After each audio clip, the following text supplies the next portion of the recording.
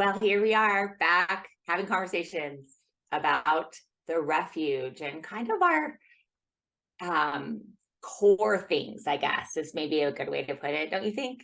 Yeah, I think kind of things that make us unique that maybe people don't always understand, or even people who go maybe don't know.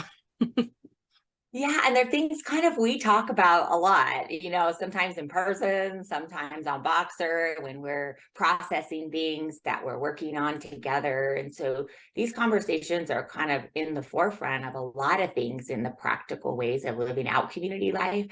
But part of Be a Refuge is really to talk about it more out loud so other people can maybe hear some of the things, and then always consider things in the communities that we're part of, other communities, and also better understanding even within the refuge.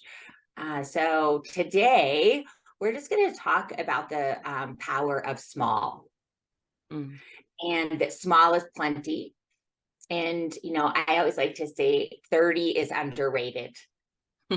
Yeah, that's And true. in kind of big church conversations, honestly, and just remembering the refuge came out, I mean, its founding stuff was out of a church of 4,000. So that's the irony of the story. We started coming out of a community that was a church that was 4,000 people. So people at the beginning of our story thought, oh, cool, we're just going to have like a mini mega church. Yeah. And this is true. This is true. So we're going to have better access to pastors. We're going to know a few more people, and it's going to be super cool. And so the kind of joke of the story is that from day one in our gatherings at the refuge, this is so long ago now, in 2006, we did interesting and creative things from the beginning. And so while at the very beginning, there were a lot of people, I want to be part, I want to dream about church and all these kinds of things. Our first gathering might have been like sort of regular. And then the next week, we put up tables Mm. and everyone sit around tables. And then half the people didn't come back. Yeah. The next week, I don't know. We did something weird with shoes. I remember this where we had everyone take off their shoes. It was like a vulnerability thing, a serving thing. And then half of the people didn't come back again. And that just sort of kept happening.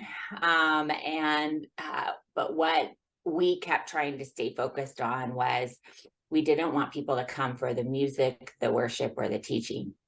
Mm. We really wanted, kids, music, teaching, those three things, which are core to most faith communities. Yeah. Can you That's what unpack everyone, yeah. the kids one? You said that before in one of our earlier podcasts, and I meant to clarify, like, what do you mean by the kids? Because I think people could maybe misunderstand that if they're out of the church system. Yeah, this is a good question about the kids, and all of them, honestly, but let's just focus on the kids because the kids are like core and so important to everything. But I think what we felt clear on is we didn't want those particular programming things to be the draw. Mm. Because that's part of it. That's part of these systems. And it, to me, is inconsistent with the teachings of Jesus, the idea behind community. It was about being together and sharing resources and being in the thick of real life together across all those things. So you didn't just have families with little kids who wanted a certain thing. You didn't have that thing where you're addicted to inspiration and you've got to get that thing. You didn't have the like I'm coming to something and then I'm going to leave and pack in for my week and I'll be back next week.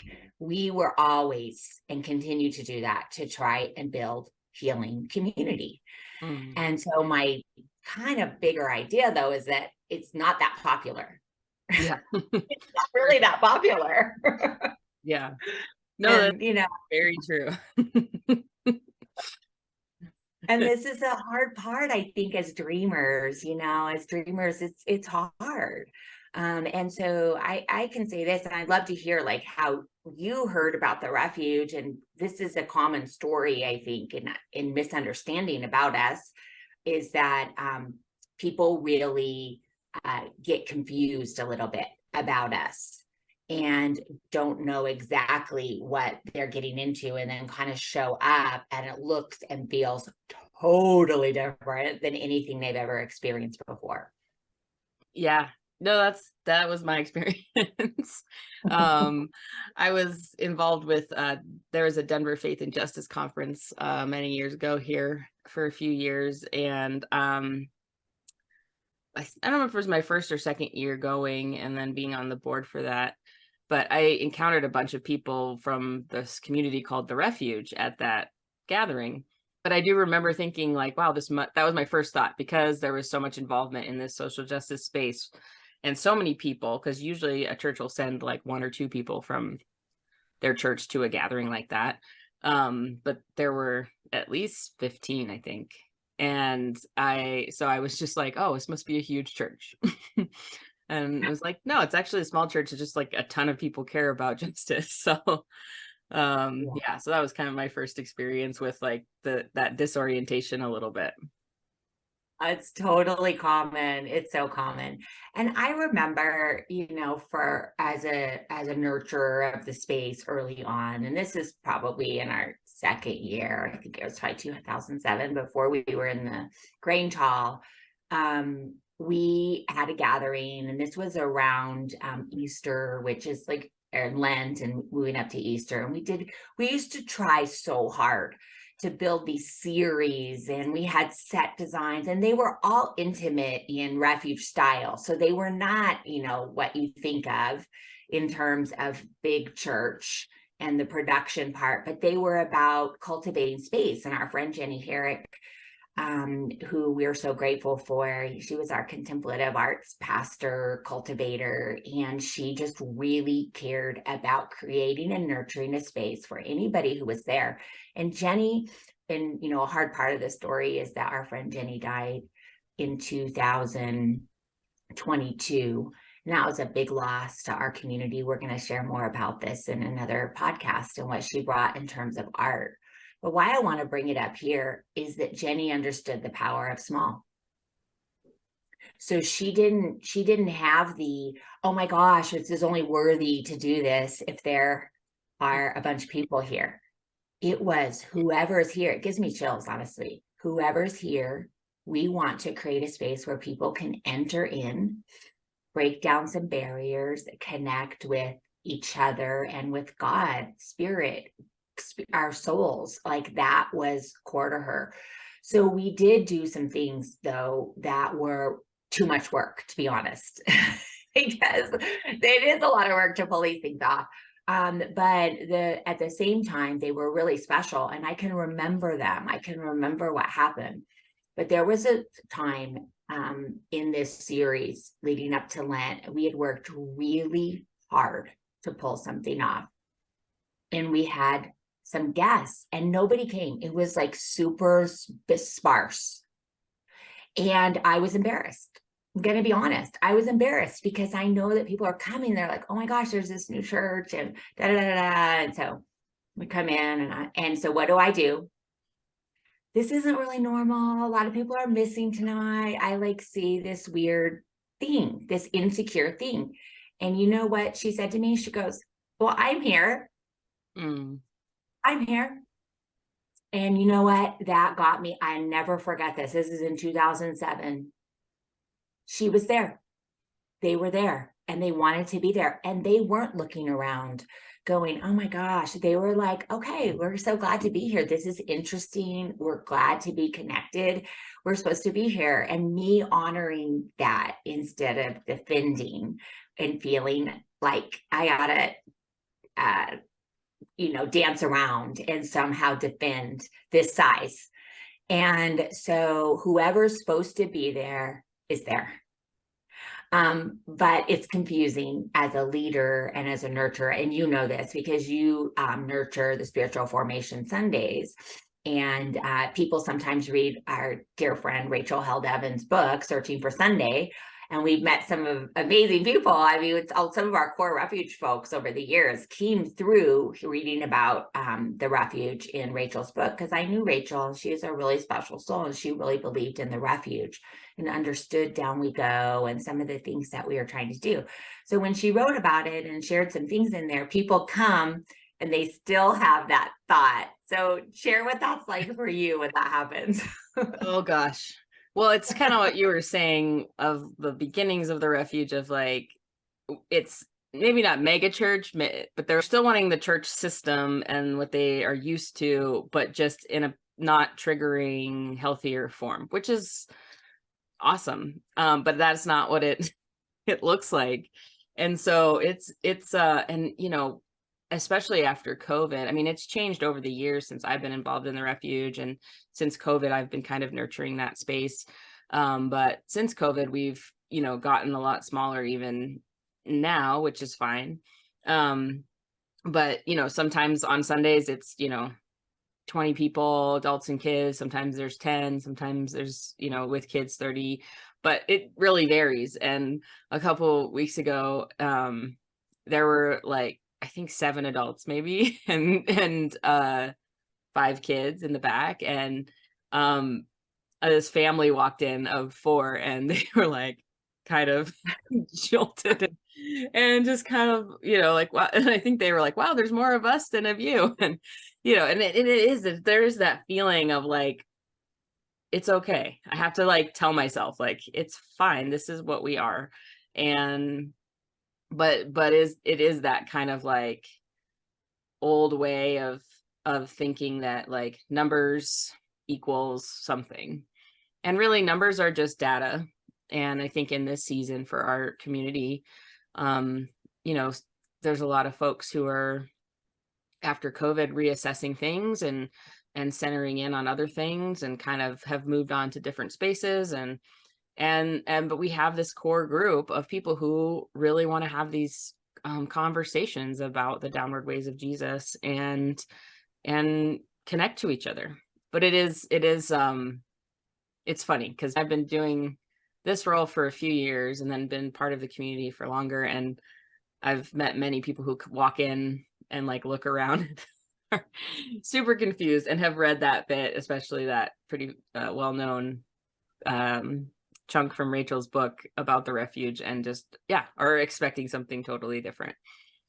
And that's okay. Yeah. And I love, you know, I love that that's okay. It's like a piece of it, because it was true. Exactly. Honestly, what she shared was really true. I know nothing is, I mean, things have changed here and there, but on the whole, we honestly, all those years ago, I don't know how many years ago that was, could have encountered the exact same thing. And yeah, COVID has changed some things, and our community has grown. This is what's interesting. I hate the word growth.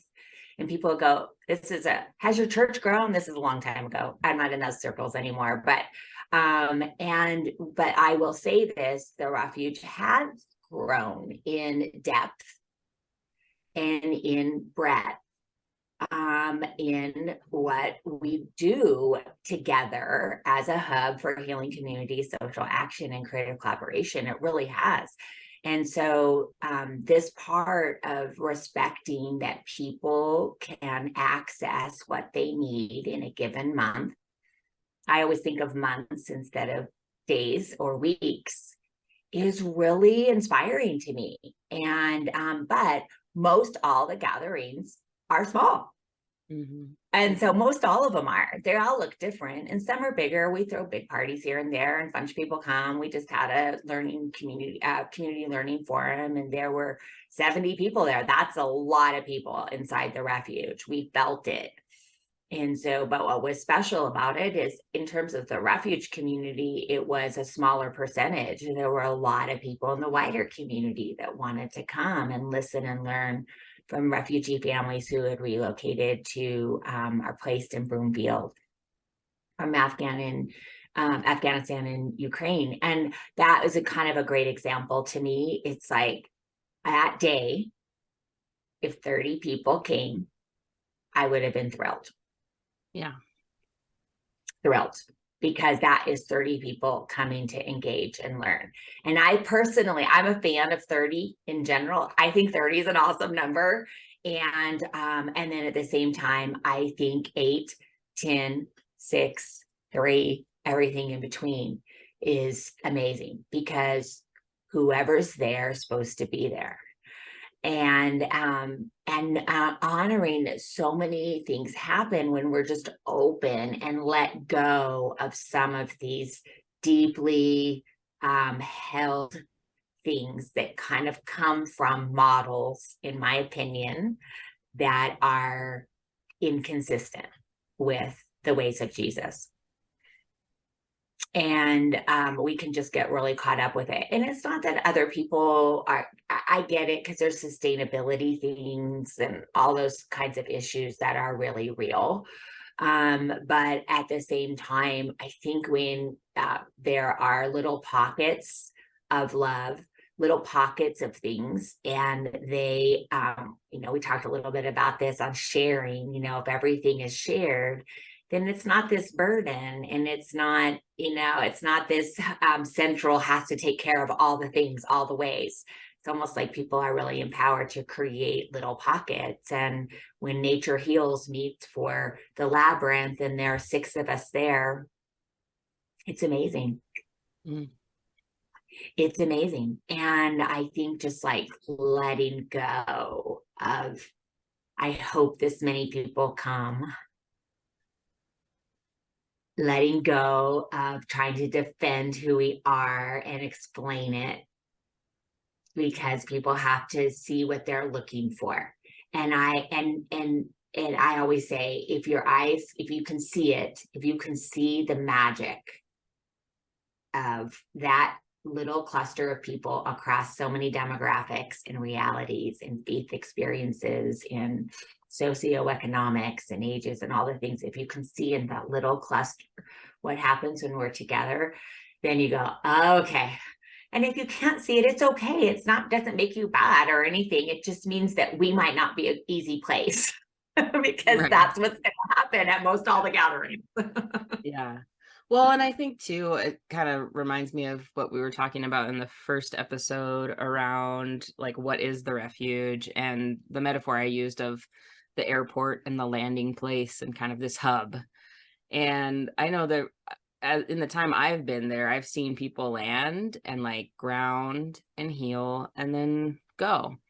And some people, like in the spiritual side of things, maybe some people leave, their faith tradition, but some people go to a different church that feels less nebulous than maybe we do, and they like re-enter that, not as often, but sometimes. And I think that that flow of in and out is part of the gift of the small, because I know when I first started coming, I came to help with music, and I told Kathy, because I was like really messed up from trauma from my time in India.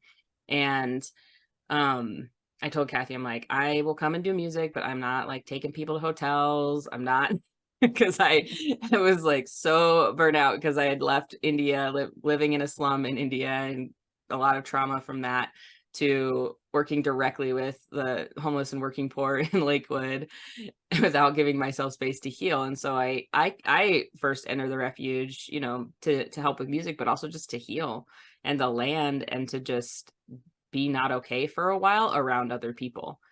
And that was such a gift to me. And but I think like I went to different places, and there weren't a lot of big church places where I could find that was safe. And I'm not saying that those don't exist, but you just can kind of get lost. And I never felt, I never really felt like I felt seen at the refuge. And I also felt free to like be grumpy and not talk to anybody, but still be there, and that's yeah, that's rare as well. Well, what I hear and what you're saying that I think is just so important is that you had freedom. You had freedom. And I think because the refuge, it's okay to say, like, we do have a lot of people who basically are searching for something in terms of connection and healing and spiritual formation and service. And, I think ultimately, being more grounded and free in our faith and in our story and who we are, and helping with loneliness, building community. Like, those are things that the reasons why people come. And I think that because of that, a lot of people have had that experience where they either go somewhere and are not known at all, and nobody really, it didn't matter whether they were there or not. And then also that they worked their tails off for organizations or churches, and they are tired and worn out. And so this is something that happens with us also, is that we have freedom. We give people freedom. And sometimes, usually I talk to people if they kind of come around, like, hey, just so you know, there's always a place for you here. There's so many things that can happen and we need and all those things, but we're not going to drive that. That has to come from you, because people, that's that other part, they get sucked in. Oh my gosh, I'm going to get sucked in again.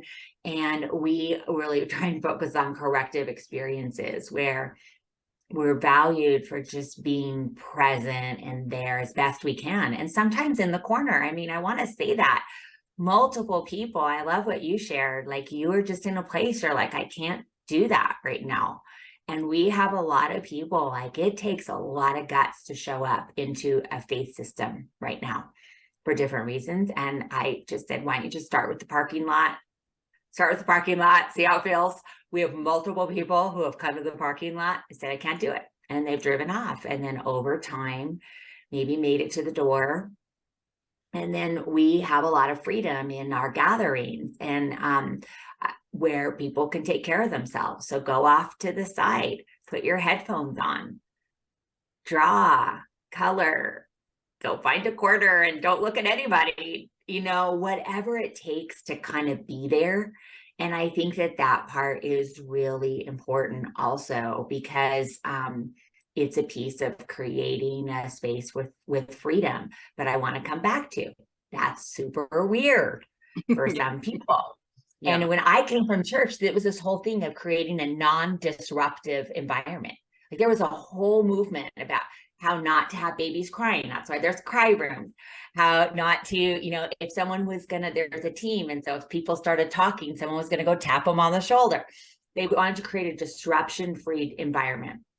And honestly, like, that's hard for me, I'm going to say, because it doesn't make any sense in the big story of Jesus and the wild and the weird.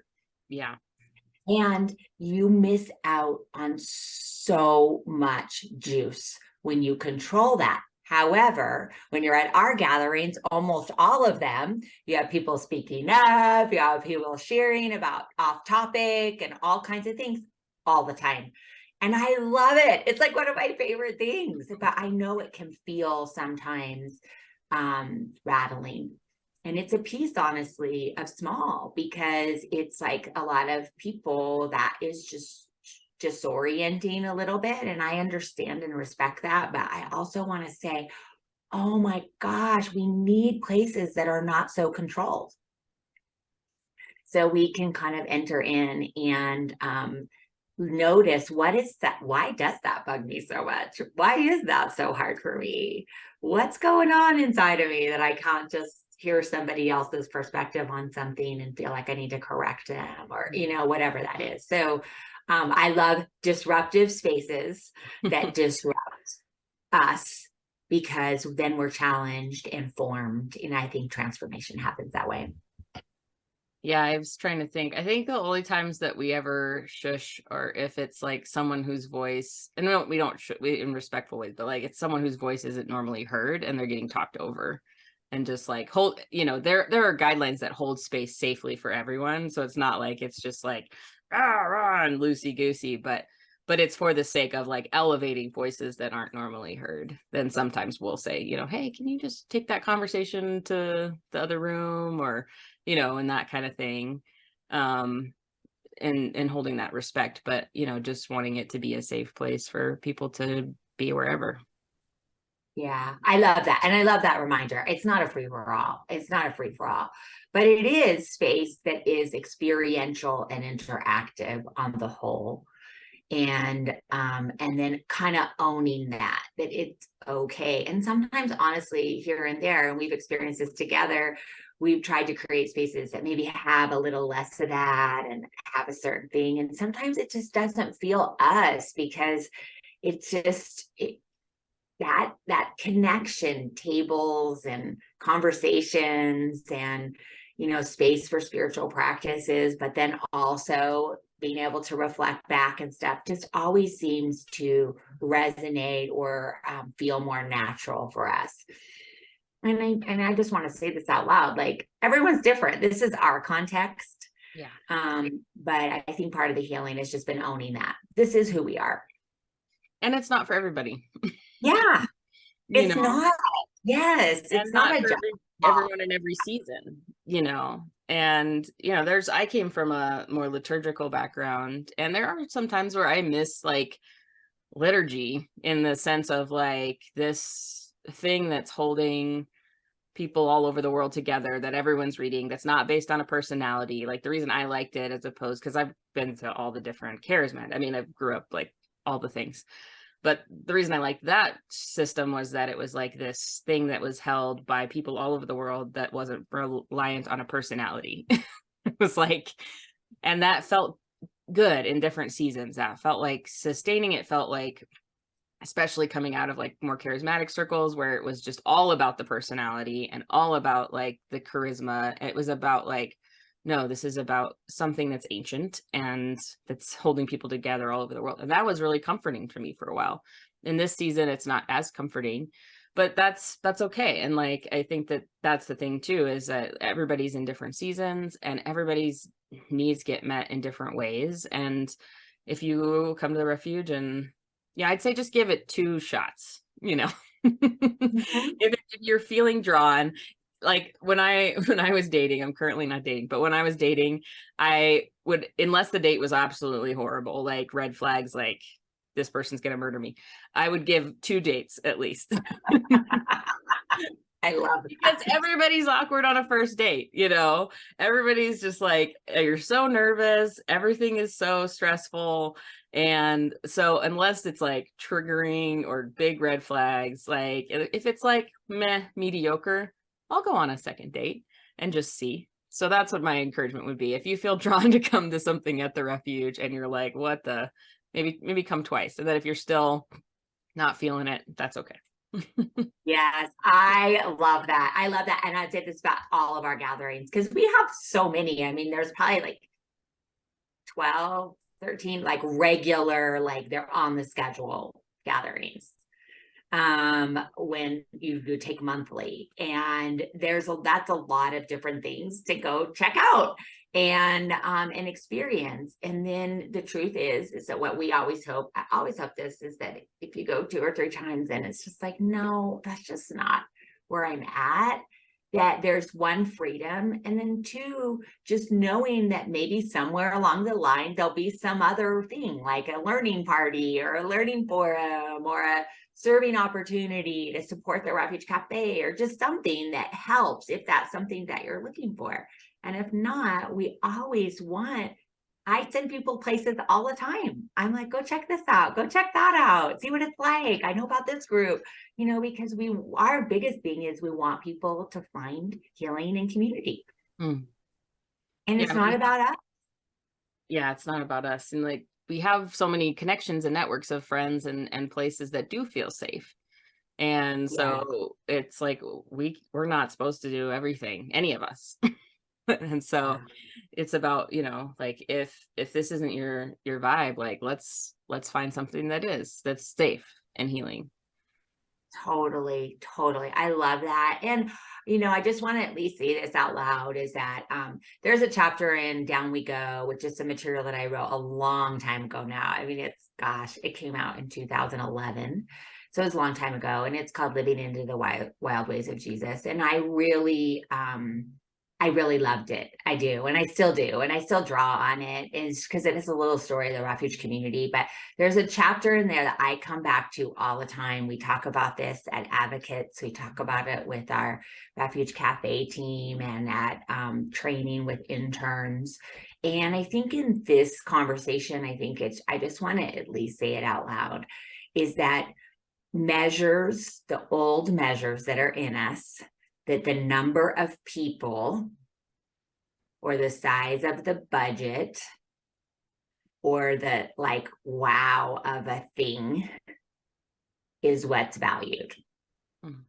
And in the downward ways of Jesus, in my opinion, we may look like losers. It's not, this stuff is not measurable by the same things. We struggle with this with grants, but these were some questions that we try to ask ourselves. And this was from, we may look like losers, but, and it says, are people experiencing change, feeling more loved and passing on more love to others?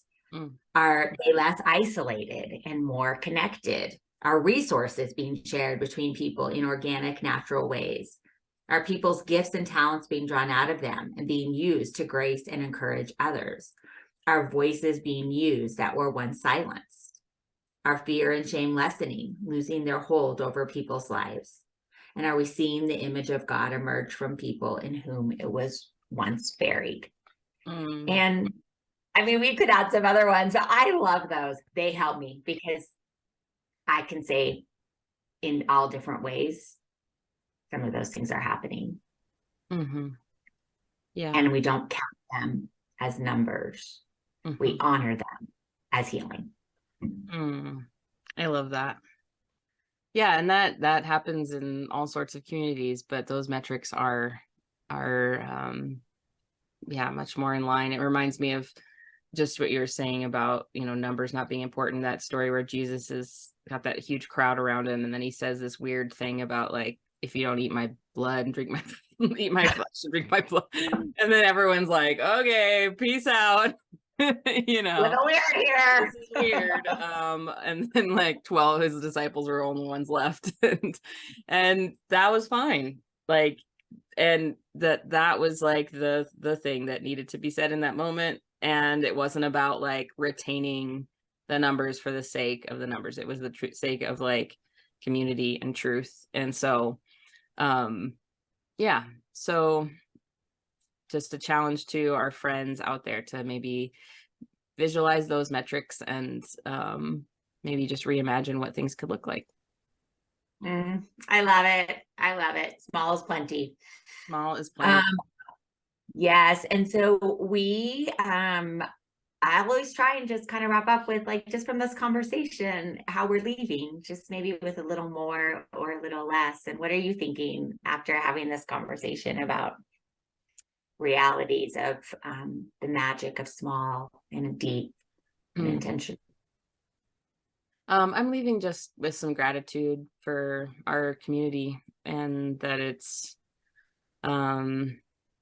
and just a reminder to just not despise smallness. That there's there's so many things about yeast and mustard seeds and those small things creating goodness in the world. So yeah, thank you. And I think I'm leaving with that gratitude, and also just kind of like an anchoring. Like, it helps me to have this conversation, and it just an anchoring into this core value that I really truly do have. And so it's almost like I'm kind of leaving with like, yep, I'm re-anchored. There it is. It's in there. It's secure. And so I'm thankful for that. And, wondering what you all that are listening, like, what are you left with? What stirred up in you? And that's always our hope. So thanks for listening.